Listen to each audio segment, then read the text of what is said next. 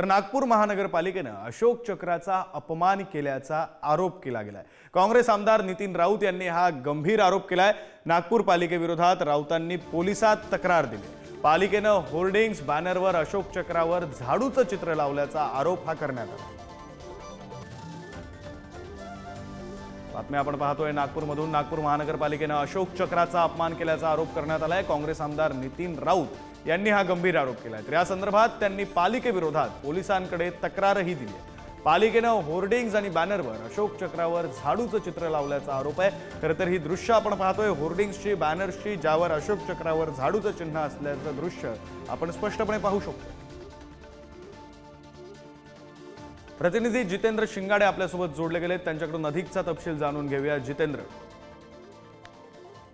नागपूर महानगरपालिकेतर्फे स्वच्छता दौडचं आयोजन करण्यात आलेलं होतं। मात्र या स्वच्छता दौडच्या प्रसंगी जे होर्डिंग आणि बॅनर वापरण्यात आलेले होते त्या बॅनर्सवर अशोक चक्रावर झाडूचं चिन्ह वापरल्याचा आरोप करीत हे राष्ट्रीय चिन्हाचं, राष्ट्रीय प्रतीकाचा गौरवाचा अपमान असल्याचा आरोप काँग्रेसचे ज्येष्ठ नेते आणि आमदार नितीन राऊत यांनी केलेला आहे। आणि या संबंधी त्यांनी सदर पोलीस स्टेशनमध्ये तक्रारही दाखल केलेली आहे। महानगरपालिकेच्या अधिकाऱ्यांना ही चूक कशी काय लक्षात आलेली नाही आणि राष्ट्रीय प्रतीक अधिनियम 1971च्या कलम 2 अंतर्गत दोषी अधिकाऱ्यांवर कारवाई करण्याची मागणी त्यांनी केलेली आहे। मात्र हा जो पूर्ण होर्डिंग आहे किंवा हे जे डिझाईन आहे हे स्वच्छ भारत अभियानाच्या अंतर्गत केंद्र सरकारने घालून दिलेल्या नियमाच्या अंतर्गतच असल्याचं स्पष्टीकरण महानगरपालिकेने जारी केलेलं आहे। त्यामुळे आता नेमकं यात पुढे काय होतं किंवा काँग्रेस किंवा नितीन राऊत काय भूमिका घेतात हे पाहणं महत्त्वाचं ठरणार आहे।